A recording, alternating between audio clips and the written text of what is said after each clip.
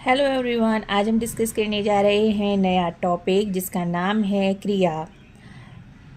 सबसे पहले हम बात करेंगे क्रिया किसे कहते हैं। किसी काम के करने या होने का बोध कराने वाले पदों को क्रिया कहते हैं। अब हम चर्चा करेंगे धातुओं के बारे में। धातु क्रिया के मूल रूप को धातु कहते हैं। उदाहरण के तौर पर लिख, पढ़, खेल आदि ये सभी धातु हैं। मूल धातु में ना प्रत्यय जोड़कर क्रिया के सामान्य रूप बनाए जाते हैं, जैसा कि आप देख सकते हैं। पढ़ जमा ना, पढ़ना। लिख जमा ना, लिखना। अब हम चर्चा करेंगे धातु के रूप के बारे में। धातु के निम्नलिखित भेद होते हैं: सामान्य धातु, व्युत्पन्न धातु तथा नाम धातु। सबसे पहले हम चर्चा करेंगे सामान्य धातु के बारे में। मूल रूप में ना प्रत्यय लगाने से जो रूप बनता है उसे सामान्य धातु कहते हैं। उदाहरण के तौर पर शब्द है पढ़, इसमें ना प्रत्यय लगाने पर पढ़ना सामान्य धातु कहलाएगा।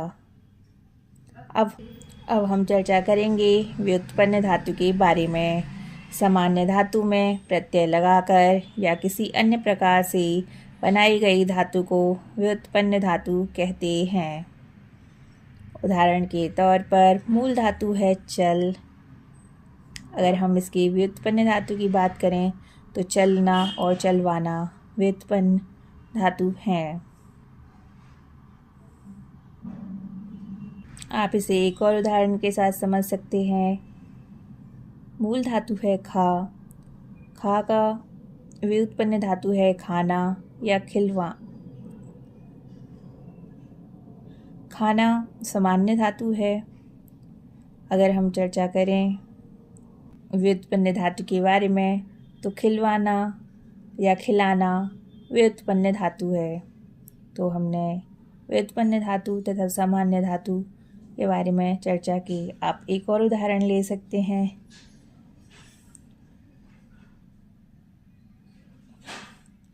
मान लीजिए मूल धातु है सो। अगर हम इसकी सामान्य धातु की बात करें तो सोना इसकी सामान्य धातु है। और व्युत्पन्न धातु की बात करें तो सुलाना या सुलवाना व्युत्पन्न धातु है। अब हम चर्चा करेंगे नाम धातु के बारे में। संज्ञा, सर्वनाम और विशेषण शब्दों में प्रत्यय लगाकर जो धातु रूप बनाए जाते हैं उन्हें नाम धातु कहते हैं। उदाहरण के तौर पर संज्ञा शब्द जैसे महक। अगर हम इसकी नाम धातु के बारे में बात करें तो महकाना नाम धातु है। दूसरा संज्ञा शब्द है बात। इसका नाम धातु है बतियाना। अब हम विशेषण शब्द से नाम धातु के बारे में चर्चा करेंगे। मान लीजिए विशेषण शब्द है गरम। इसका नाम धातु है गरमाना। सर्वनाम शब्द है आप। अगर हम इसकी नाम धातु के बारे में बात करें तो अपनाना नाम धातु है। तो हमने क्रिया के बारे में तथा धातु और उसके प्रकार के बारे में चर्चा की। अब हम जानेंगे क्रिया के प्रकार। जैसा कि आप सभी जानते हैं, किसी काम के करने या होने का बोध कराने वाले पदों को क्रिया कहते हैं। क्रिया के मुख्यतः दो प्रकार हैं: अकर्मक क्रिया, सकर्मक क्रिया। अकर्मक क्रिया जिस क्रिया का फल कर्म पर ना पड़कर कर्ता पर पड़ता है उसे अकर्मक क्रिया कहते हैं। इसमें किसी कर्म की आवश्यकता नहीं होती। उदाहरण के तौर पर मोर नाचता है तो मोर नाचता है। अब नाचता क्रिया में कर्म की आवश्यकता नहीं। अब हम चर्चा करेंगे सकर्मक क्रिया की। जिन क्रियाओं में कर्म की अपेक्षा रहती है उन्हें सकर्मक क्रिया कहते हैं। उदाहरण के तौर पर राम पत्र लिख रहा है। इस वाक्य में लिख रहा है क्रिया का फल राम पर न पढ़कर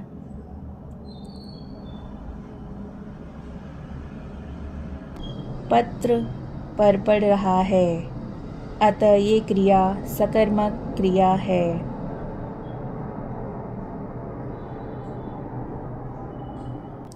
अब हम चर्चा करेंगे कुछ अन्य क्रियाओं के बारे में।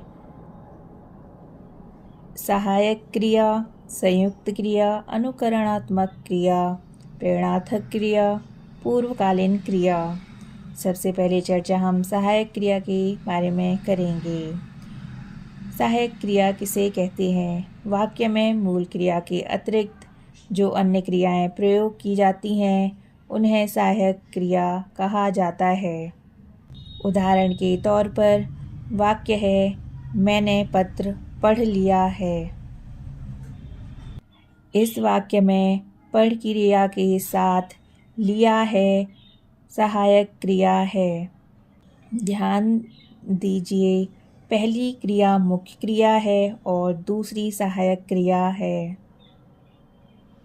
सहायक क्रिया वाक्य में दो प्रकार का कार्य करती हैं। क्रिया के अर्थ में विशेषताएं लाती हैं तथा क्रिया का काल बताती हैं। अब हम चर्चा करेंगे संयुक्त क्रिया के बारे में।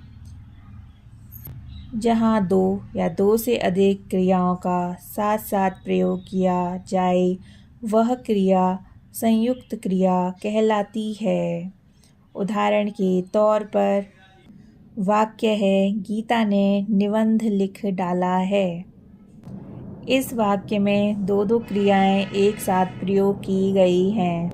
संयुक्त क्रिया उसे कहते हैं जिसमें मुख्य क्रिया के साथ कोई अन्य क्रिया प्रयुक्त होती है। अब हम चर्चा करेंगे अनुकरणात्मक क्रिया के बारे में।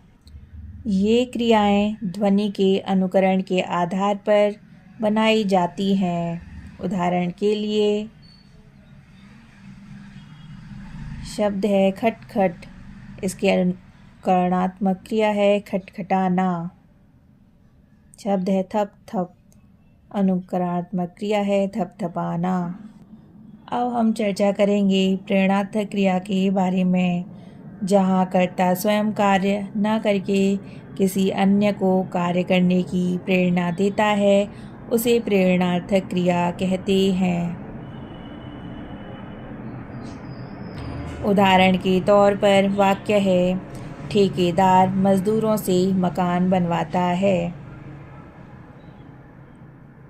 इसमें बनवाता है प्रेरणार्थक क्रिया है।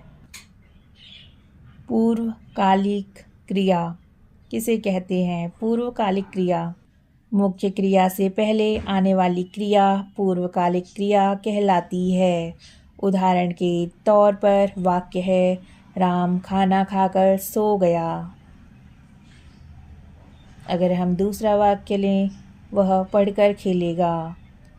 उपयुक्त वाक्यों में सो गया और खेलेगा ये दो मुख्य क्रियाएं हैं।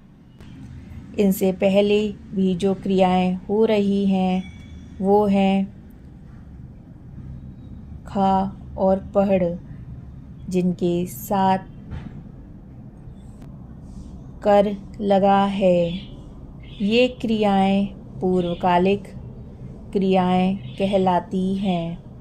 तो हमने जाना कि किसी कार्य के करने या होने का बोध कराने वाले शब्द क्रिया कहलाते हैं।